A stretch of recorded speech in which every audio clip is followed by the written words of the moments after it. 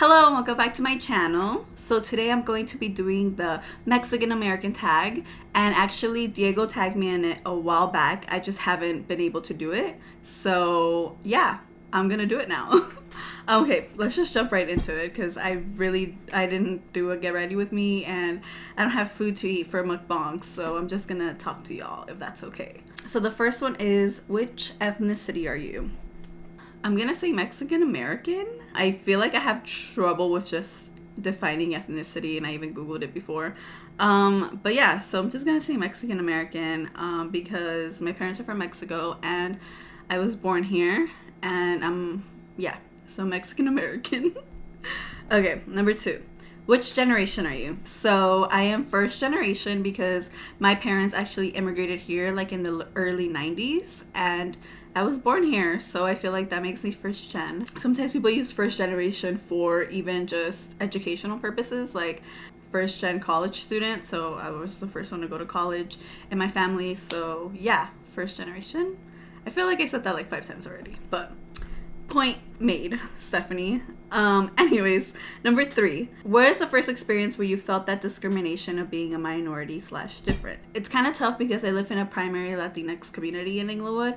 I feel like Inglewood's kind of split up with Black and Latinx, and I'm in the Latinx side. Obviously, that's gonna start changing soon, but when I was in middle school, where it was equally Black and equally Latinx, I felt like different from other people for sure. I just didn't have that Americanized culture, kind of, and sometimes it was obvious that it was uncool to not have that. So that's when I feel like I started assimilating to the dominant culture. This is like really controversial, but I noticed that some of the Black students in my middle school would make fun of how I said things, like Inglewood, like pizza, like all these things. So when like people joke around, make fun of how I say things now, I'm just like, it's like triggering because, you know, like I was made fun of it before. So it's just like little things like that. It's not really big things, and I'm never gonna say that, you know, we're the most oppressed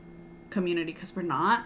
But definitely, like, it was kind of like a culture shock to be in a school that was half Black, half Latinx, when I was in a school that was primarily Latinx in elementary school, and it was a reality check. Number 4, were you always proud of your heritage, or was there a time you rejected it? There was a time I rejected it, of course. I feel like a lot of people who are first gen go through this experience. It doesn't matter what ethnicity you are. I feel like living in the United States, it's kind of inevitable to want to feel shame or rejection for your culture. So I definitely felt that. Like I said, I feel like in middle school, when my cousins and all, like everyone around me started assimilating more to the, you know, dominant culture. And it's not really necessarily white culture, because it could be like hip hop or whatever. So it's just like when other people start telling you that being proud of your culture is wrong, you start believing it at one point. And I don't remember when that switched in my head, but other people definitely influence how you see yourself and how you see your people, how you see your community. And, you know, for a really long time in my youth, like a really long time, like the majority of my upbringing, I was trying to reject my culture. So that question, were you always proud? No, I wasn't. I think college actually helped me become proud of my heritage, my culture, and embrace it and not be ashamed of it. And I know a lot of people don't have the privilege of going to college, but I feel like college really helped me unlearn these kind of, unlearn like hating my heritage. For maybe the whole time I was like, from like elementary school to high school, yeah, I hated my culture. I didn't want to be me, and it's funny because I had the nopal in my fucking forehead, so like obviously like I can't fully reject my culture because I'm not white passing. It makes me happier that I'm not white passing, because I feel like if I was, I wouldn't be doing this video right now. Like I wouldn't be so about my culture because I rejected it for so long that it like would have affected me. If I physically match that rejection, If that makes sense? I don't know if that makes sense. I think in college is when I started hanging out with my friends who actually taught me more about myself than I knew. Yeah, it was really eye-opening, and I'm still friends with these people, and I'm really happy that they came into my life, because I don't want my kids, or I don't want like other people in this country who are not white, to hate who they are because they aren't white. So that's kind of like my thing, and that's why I focus a lot of my content, and I'm so happy I worked at Me Too, because I got to create content for the Latinx community. But I also want to keep doing that in film, TV, and all that, because I don't want that to be lost anywhere, and I want us to be able to have these stories told in the big screen or the small screen, whatever. But I just don't want that to be forgotten. Okay, this turned really serious really quick. Okay, let's just go. Number 5, what are some stereotypes that you struggle with? I feel like as a whole, as personally, I feel like I don't really struggle with stereotypes. I haven't been surrounded by white people personally as much. I just know stereotypes on TV and stuff like that. I mean, I guess we could talk about those. I feel like those stereotypes that we are lazy and more of like the help, or we have a heavy accent, or we're this curvaceous like Latina. I'm just like listing all the stereotypes that I know of, or that we're like irresponsible. It's like all these like different things. I feel like those are just stereotypes that Hollywood has implemented on us, but aren't necessarily representative of us. So yeah, just changing that up in Hollywood would be a great thing to do, aka that's what I want to do. But also I think within, like media always reflects the greater country or the greater world. So I feel like there's always a stereotype that we're like stealing people's jobs, or the undocumented, or just immigrants from Latin countries are stealing people's jobs. First of all, you wouldn't even do half the job that my parents do, they're doing these jobs that a lot of people don't want to do. So if you're down to go clean your friend's fucking big ass mansion in Pacific Palisades, or if you're down to go put up drywall in these mansions, these big old houses all over the West Coast, then go for it. Take my parents' jobs and see if you can do it, because they're taking your jobs, right? So go for it, try it. But I just know that you won't last, not even a day, so I think that's a big stereotype that I hate. Yeah, and that we're lazy and shit. Like, excuse me? Like, our parents don't let us sleep in on Saturday mornings because they want us cleaning. Like, even my mom now, when I live on my own, she's like, are you up? Blah, blah, blah. And I'm just like, so yeah.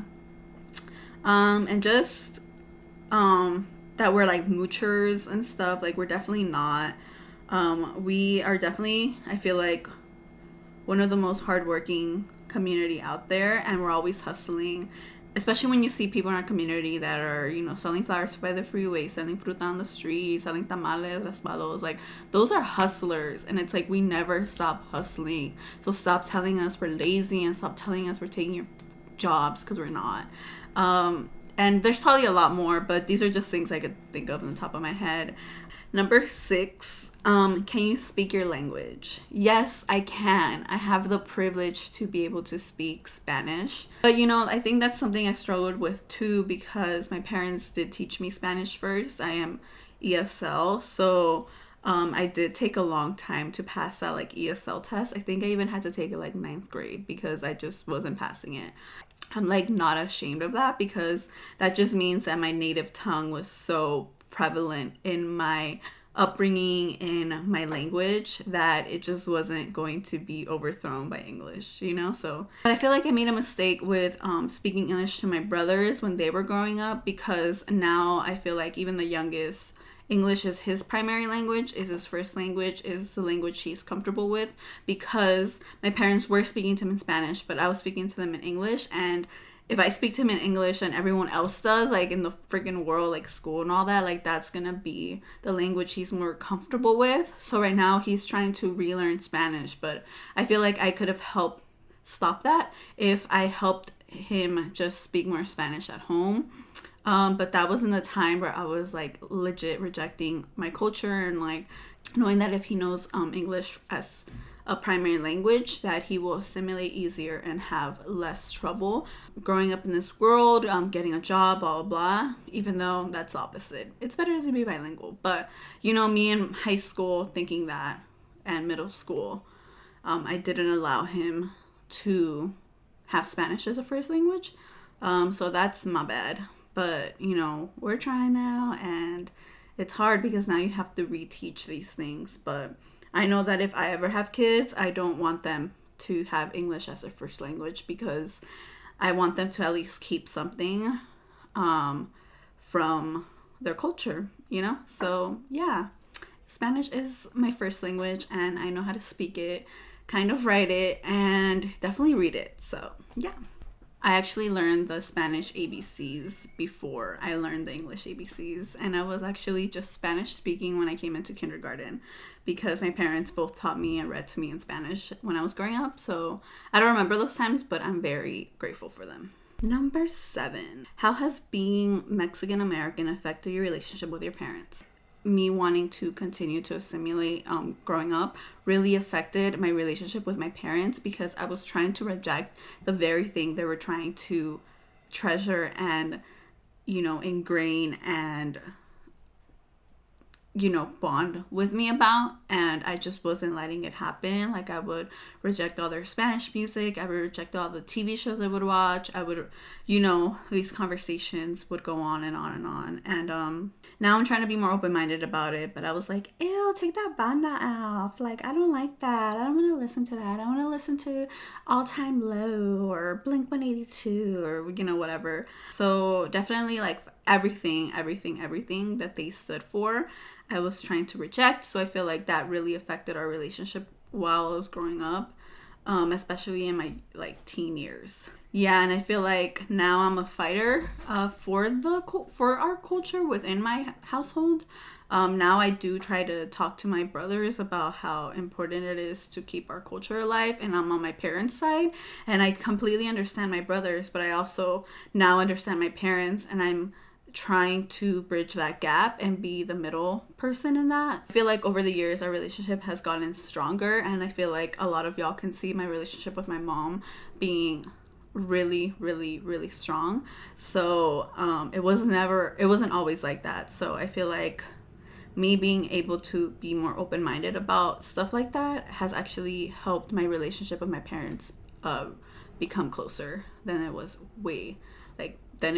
before. So yeah, it's gotten better, but it was never this good. And number 8, how do you feel about your heritage now? Do you identify with it? Yes. So I actually am a fighter for my community. I'm a fighter for my culture and my heritage and all that now. And like I said, it was a really long journey to get here, like extremely long. But I just felt, you know, that switch in your head where you just don't want to assimilate anymore, and you do want to be able to continue to tell these stories of your culture and these traditions in your culture. So I feel like now I identify with it 100%. I'm still Mexican American though. You know, I'm not gonna be completely like Mexican. I'm not gonna be completely American. Like they say, ni de aquí ni de allá. Like that is me, and that is a lot of people that are my age and around that age, you know. Yeah, so I do identify with it. I'm still struggling with trying to rebuild that inside my head because I did reject it for so long, but I'm doing it, you know, I'm here for it. I feel like I wish I identified as Chicana, and I feel like the only reason I don't identify as Chicana, and I haven't really told a lot of people this, is because I feel like I don't deserve it because I rejected it for so long, and I feel like Chicana is a certain type of term identity that I still don't fully associate myself with, and it's not like, oh, it's like lower than me and like all these things. It's definitely not that. It's just that I feel like I don't qualify to be a Chicana. Y'all let me know because I don't know what that means, but you know, I feel like I haven't learned about that term enough and all that, so that's why I say I'm a Latina or I'm Mexican American. But identifying as Chicana for me is a little bit harder because I I know it means Mexican American, but I don't understand exactly how one is a Chicana. Down in the comments, let me know what a Chicana means to you or to the culture, because I'm struggling. I'm still trying to struggle if I identify as Chicana or not. But definitely Latina, definitely Mexican American. So number 9, what is your favorite thing about being Mexican American? I feel like my favorite thing about being Mexican American is the community that we have and how strong the bond is between a lot of people. I do want to bring in more different identities within the Latin American population. I feel like being Mexican American is cool and all, but I feel like we're still very like, we need to let in other communities in the whole Latina identity, Latino, Latinx identity, because I feel like right now a lot of Mexican Americans or just Mexicans in general are like here and they're like putting down all the other cultures. And I feel like for me, even making content at Me Too, I was always trying to keep an eye out for being able to do videos that were not just for Mexican Americans, Chicanos. I wanted to bring in Salvadorian culture. I wanted to bring in, you know, Afro-Latinidad and what that means and all these things. So like my goal is always to, you know, help other cultures come up, because there's so much content out there for Mexican Americans. Why can't we have that for other people? But yeah, so that sense of community I really love. I love the language. I love the slang that, you know, that we have within the Spanish language. I love the fact that it brings people together and you bond over one thing or another, because not every Latinx is the same, or even each other's backgrounds are completely different. Even if you do come from Mexico, like Mexico is so huge. Like my parents are from different coasts. My dad's from Nayarit, my mom's from Veracruz. Like their cultures are so different, you know, like Oaxaca, they have the DF, they have northern Mexico, as Fabi and Pablito always talk about that. So you know how different everything is, and I really appreciate it, and I really appreciate the different backgrounds that we are, but we all still identify as one. So that's pretty cool, and I'm still learning a lot. I'm still open to new things. I'm never gonna stop learning about who I am, especially now because it took so long to get here. But yeah, I'm not perfect, but I love my peeps, and I'm never gonna stop fighting for us, and I'm always going to be pushing for representation, and I feel like that's my mission in life. And I know a lot of people have different missions and stuff, but I really want to focus on that because I feel like it's really important for us. So yeah, that was a tag. It was a lot of information. I don't know how long this video is gonna be, and I'm sorry if I'm monotone, kind of low. I'm literally just trying to be chill, like chillax, because I'm always yelling in my videos, I feel. Thank you for watching my video, and I'm going to tag, okay, so Lipstick Kitty, and then I'm gonna tag Amy Serrano. I'm gonna tag Melly, who's Brown Bunny Melly too. So all three of y'all better do this tag. I'm gonna put the questions down below. If I didn't tag you, you could still definitely do this video. Let me know, I wanna see the videos. So yeah, see you next week, bye!